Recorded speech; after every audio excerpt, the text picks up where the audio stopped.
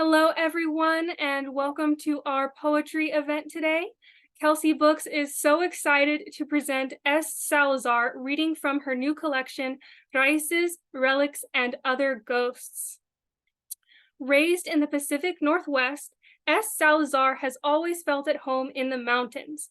As an English teacher, she strove to show students that success isn't defined by background. S. is published in Harpur Palate, the Acentos Review, Booth Journal, Poet Lore, and elsewhere. She's currently juggling multiple poetry and young adult fiction manuscripts that explore generational trauma, identity, Latinx heritage, diaspora, and mental health. Raíces, Relics, and Other Ghosts is her debut poetry collection. It was published by Kelsay Books this year in 2023. When she isn't writing, she can be found hiking with loved ones, talking to her parrot Gizmo, and gushing over every dog she sees. And S, you have the floor.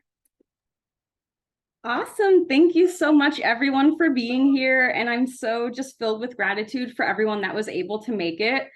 Some of you know this long and arduous journey I've been on, determining what the meaning of diaspora is and how I fit into it. And I'm just so glad that this book is here and that you're all here to celebrate with me. So for those of you that are newer to my journey, this is my book, Raíces, Relics, and Other Ghosts. And the reason that I started writing this book was because I've always had a mystery going on in my life. And that mystery, I hope it's not too shiny, my mystery has always revolved around these two people. These are mis abuelos. Yeah, if I hold it close to me, you can kind of see. You know, we got this short, lovely lady in the white and my tall, brooding, handsome grandpa, right? So mis abuelos. And this picture has always been on my dad's bedside table, and I had never, ever known who either of these people were and what their names were, where they came from, because they both died before I was born, one by 6 months and one by 30 years. So I had always been told, Salazar, that's a cool last name, or Salazar, where are you from? No, where are you from? I hear that a lot. And by the time I was in my 20s, I was really irritated at saying, I don't know. So what spurred this book was my conquest to figure out what it means to be a Salazar, what it means to be a mixed Puerto Rican person, and how I'm going to take those things as part of my identity and live onward after. So that's what it's about. And I have 5 poems that I'm going to share with you this evening. And the first one is a poem specifically about that picture, that wedding photo that I just showed you that was a little bit blurry because I'm blurring out my background. But at one point it was a little bit clear and you can kind of see what I'm getting at. But the imagery in this poem will fill in the rest of the blanks for you. It's called Spring Wedding, 1942. In this one, you are concrete. In this dull pewter frame, you smile at the camera. Your sepia eyes sparkle, and your sepia curls coil down your back. Grandpa's arms are around you, his lips bent in a smirk. You may have been laughing, but I'll never know. I'm left, as I always am, imagining the kind of grandma you would have been, the kind of woman you were, and the kind of woman I could have grown up to be. In this one, you stand a full foot shorter than Grandpa.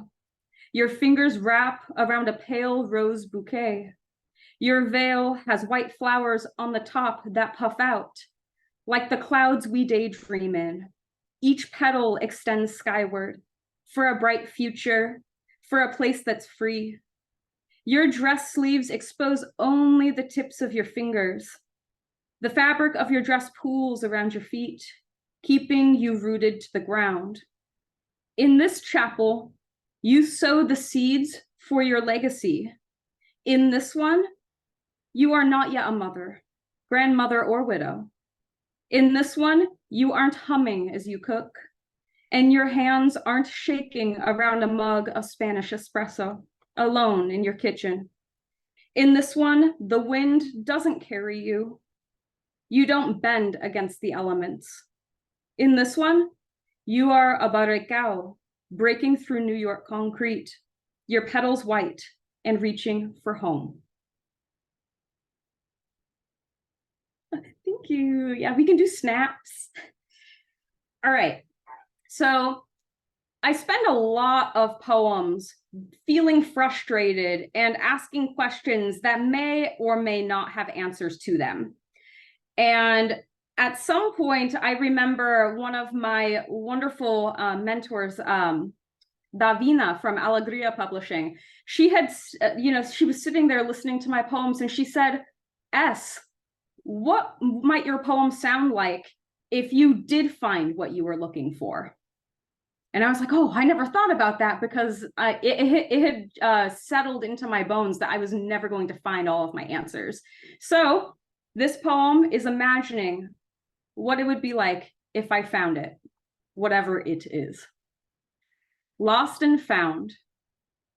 If I found Abuelita's farm, I'd sift my fingers through the sandy soil and long grasses to find an old paint-chipped board or crooked nail or rusted horseshoe that marks where the old farmhouse once stood. If I found that lone board or nail or shoe, I'd close my eyes and travel back to hot summer days where kids' faces were stained with dirt and the sweet stickiness of limber. In the afternoon, they played tag in the yard, ran an obstacle course in the vegetable garden. My smile would mimic theirs. I'd open my eyes to the wild soils of now, and I'd pull the weeds in family's untended garden, see where it's. If I found the box of family relics in my aunt's basement, I'd bring its contents to light, air it out, clear it of cobwebs. If I found that box wilting and waterlogged and abandoned, I'd tear it open, if it weren't torn already, dive into it. I'd run my fingertips across the wrinkled, dust-coated photos of abuelo and abuela, sunbathing on the beach, laying on a sun-bleached blue towel as their kids toss sand in each other's faces and down each other's swimsuits. The joy in these photos would undo the knots in my stomach. I'd dig deeper, analyzing the swooping cursive of birth certificates and baptism records that signal the best of intent before the mess, that signal beginnings when I'd only heard the tragic ends. If I found an artifact from either of their lives, I'd finally carry something real, while holding tight to this proof that mis abuelos weren't some fable or old Greek tragedy. Family relics remain hidden, and I remain a question mark in the mirror, a reflection of when loss meets journey, where someday I hope to see certainty.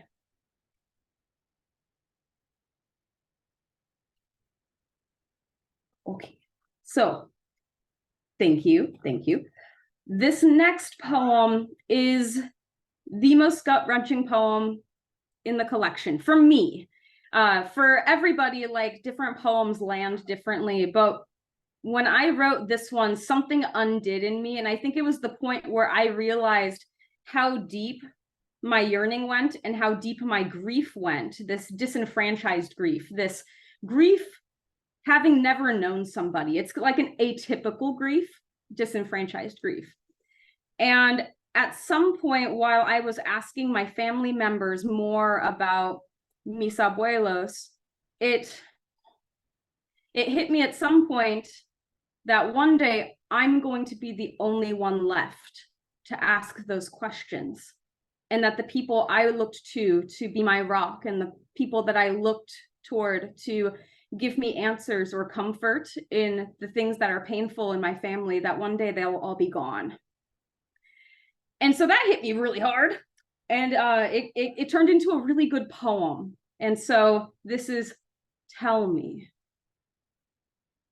Again, weave the wisps of tales veiled in vines, fading in age and disuse into something I can rewind in my mind like a movie. Remind me that abuela crushed tostones fritos in a paper lunch sack with her fists.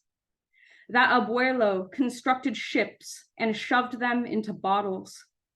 Tell me how abuela rubbed her feet together like sticks that start a fire to keep her feet warm. How abuelo was an artist, a mechanic, before a drunkard. How they were both builders and gardeners and pioneers. Fill me in about moving to the Bronx, not staying in Puerto Rico or Venezuela or Spain or wherever else in whatever new version of this story you tell me this time.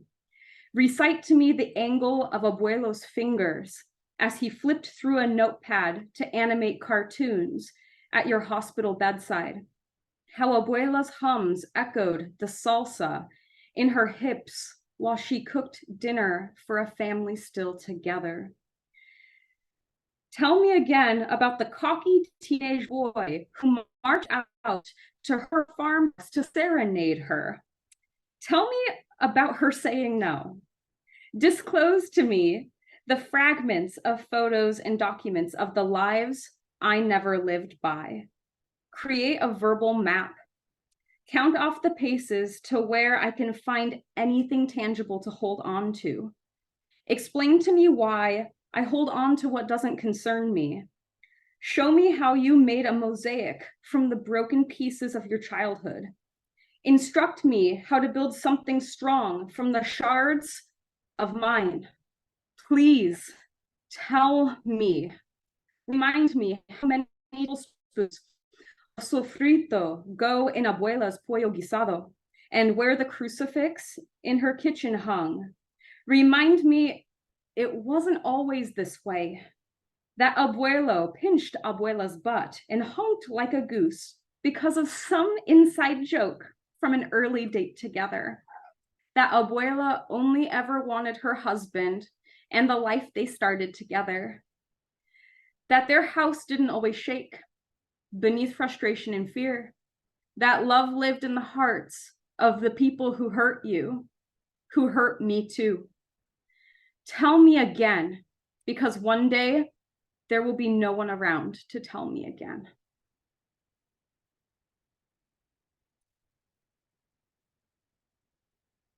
Thank you. I see the snaps. I'm feeling them. Thank you. Okay. The next poem is kind of the best way I was able to visually represent what diaspora is to people who are living it. Like my grandparents, mis abuelos, they had all this culture and they had all of these traditions and all of these things that, due to the rift in our family, which you will learn about in the book, very few of those things got passed down to my dad, which means even fewer of those get passed down to me. And based on that rate, by the time I have kids or grandkids, what are they going to have? And this poem's called Disintegrate. Dad's memories about his parents can fit in the palm of his hand.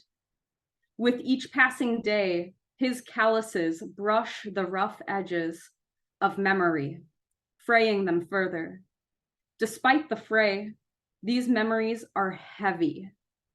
He had told me all he could, but we both knew it wasn't much.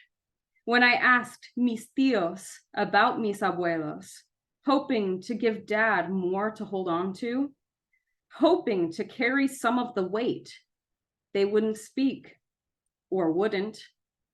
Their silence keeps the oldest, most pleasant, most painful memories behind walls that span miles, years, generations. Memories that once fit into Dad's hand are now mine. Because they are my stories, not my experiences, these palm-sized memorials will soon be reduced to seeds pinched between finger and thumb. When my children crave stories to cradle at night, they'll only get a pinch that will fray to a grain, that over time will become a wind whispering questions and pulling future generations in directions they won't understand, directions I'm just starting to grasp. It doesn't have to be this way. Heritage shouldn't grasp for straws. Families shouldn't be secrets. Holidays shouldn't have to happen at 5 different houses. Conversation can be the system connecting us in times gone and times still to come. Our histories and legacies can be groves instead of the tools chopping them down.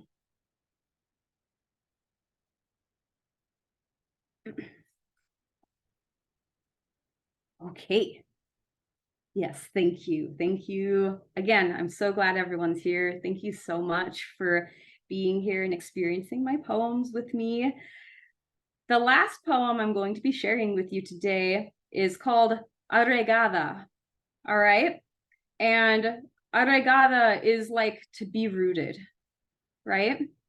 And so the reason that I'm choosing this poem is because at the point that I wrote it, I finally felt like I was starting to be confident in my place in Latinidad, like my place in calling myself a mixed Puerto Rican, a mixed Latina person, whereas before I started this book, I felt like an outsider and like I shouldn't be anywhere near those labels.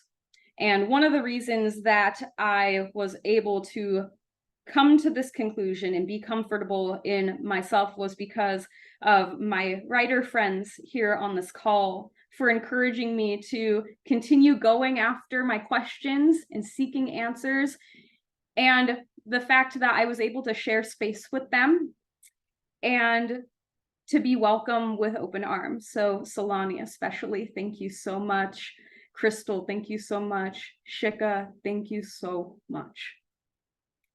Arraigada. My roots are things of legend, not because my ancestors descend from Odysseus, but because my roots are fabricated from stories. Some thrift store quilt, squares not even mine, something anyone could find and piece together in time. Roots not fragmented, lost, absent. Without roots, a tree can't survive. Sections of canopy will dwindle down brown. A light breeze will topple it, exposing a trunk unanchored. I may have been rootless, but I'm learning to build them. I ship in ingredients to prepare my own identity, tear recipe cards into roots and paper mache them with sofrito, construct roots that burrow deep, bury them, water them with abuela's mother tongue, porque mi comunidad coaches me to use it.